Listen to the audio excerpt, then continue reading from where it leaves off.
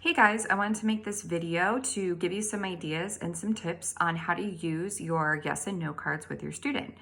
I love having yes and no cards around so that I can continue to communicate with a student even if for whatever reason I don't have access to their communication book, their communication device, or what have you.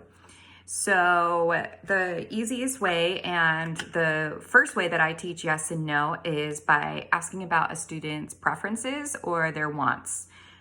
So for example, if I had this, I would ask the student, do you want the ball? Yes or no? And then I would wait for the student to answer. Depending on your student's physical abilities, they may answer in a few different ways. So one of the ways that we're teaching our students to answer is by using their eye gaze.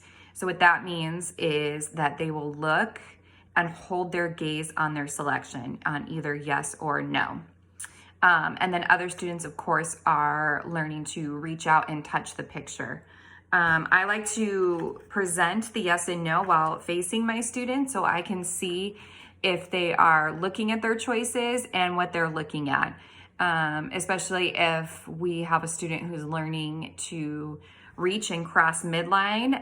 Sometimes it's really useful to know what they're looking at. So that's why sometimes I prefer to be facing my student head on and present the cards that way.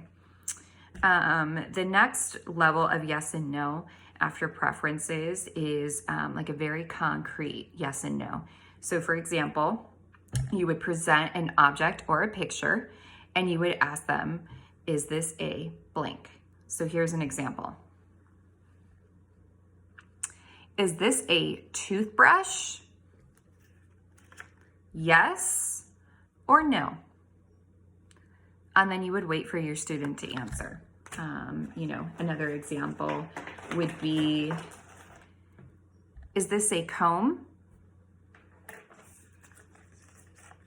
Yes or no?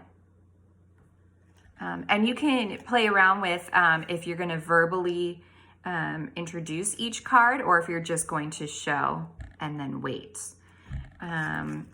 Usually I keep the placement consistent. So then the child learns that yes is kind of associated with one side and no is associated with the other. Occasionally I will switch up the placement if I want to see if the student's really attending and also discriminating the two pictures. So it kind of depends on what your goal is.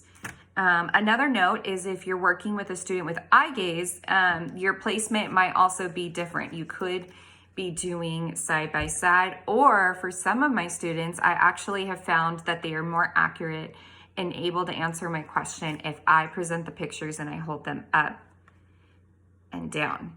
So then to answer yes, the student would look up at yes, and then for no, the student would look down at no.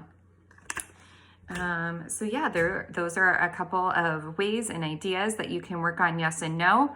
And once the student has that down, then you can do yes and no in terms of asking questions about their environment, or stories or things that you're doing. But I just wanted to give you a few ideas on where to start with that. Thanks for watching, and I really hope that this was helpful.